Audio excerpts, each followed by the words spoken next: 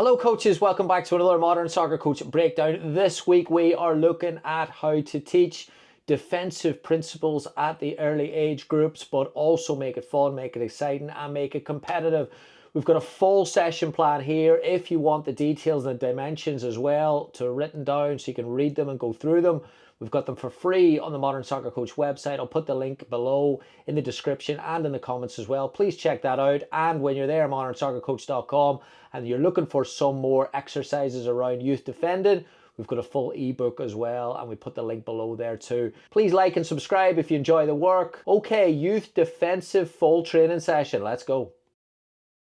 All right, before we start, we're looking at the objectives of this here. Of course, at the young age groups, you don't want to go into different types of shapes, pressing a 4-3-3, 3-5-2. You want to get the basics right first of all. For me, I wouldn't do back and forth defending, backtracking, or playing the ball going back. I find those types of exercises and situations slow defending situations down. The game provides the exact opposite. The game speeds up, so there can be a big difference between training and the match. What I want to do in this session plan is try to get high tempo, quick decisions, and then try to get those basics in when the players are enjoying the game, are experiencing different moments, and learning how to work together as a team defensively, but also being aware of space in behind. So when you're doing those 1v1 defending exercises and you play the ball to a partner in a small 10x10 grid, there's no real appreciation of vertical space. But in the session that we built, the one constant in three types of exercises is vertical space, is that if a player steps forward and you want them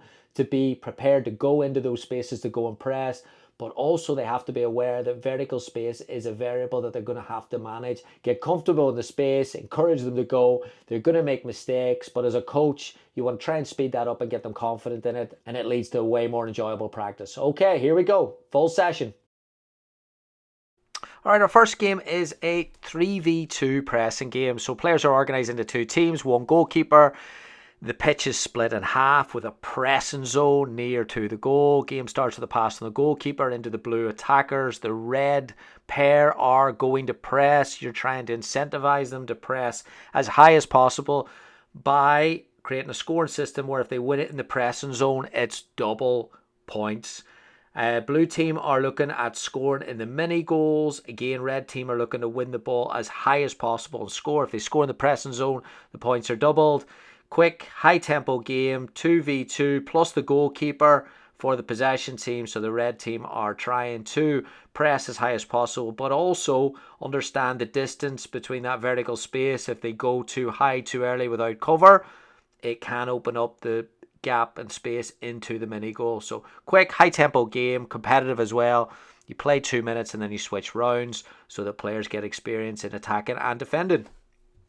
Now move the focus into the wide spaces. So again, players organised into two teams. This time you've got a 1v1 on each side. Two games, both going at the same time. Keeper plays the ball to, again, the blue attacker who's trying to score in the mini goal for 1 point or dribble through the dribble line for 2 points.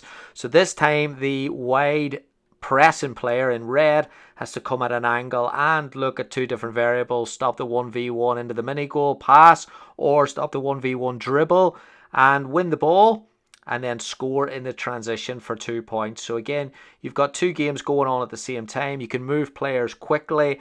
There should be an element of flow as well, and also that should create the speed of the game and the enjoyment and the competition that should bring out these pressing challenges. Third game, players organised into two teams. This time there are 5 gates on the pitch. They're playing 7v7. There's 2 ways to score. A goal scored in the full-size goals worth 2 points, but players can also score by dribbling through any of the 5 gates for 1 point. So again, 1v1 defending is important. Defending as a team is important. This rule incentivizes the team to apply aggressive pressure into those wide areas, as well as looking at that central space and making sure there's no progression there as well. So a game should flow really well and the speed of the game should be quite high, and that's important for pressing activities, especially the younger age group, as they're experiencing these moments, these situations. You're trying to get them to experience them as much as possible, as quickly as possible, so that they get comfortable with them and confident with them, and then they can take that on to the bigger spaces.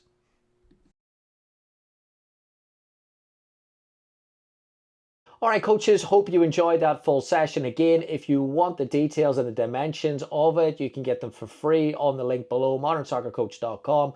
I will put the link in the comments and also in the description. Before you leave, please make sure you like, please make sure you subscribe. And if you're looking for more defensive exercises, we've got an MSC 20 defensive exercises book, which has got tons of games that you can coach defensive principles and defensive techniques. Again, similar to the one that we set up, where it's competitive, it's fast moving, and it's enjoyable for the players. It's a really good resource. It's an ebook and it's available at modernsoccercoach.com/shop. Thanks for the support. See you next week. Goodbye.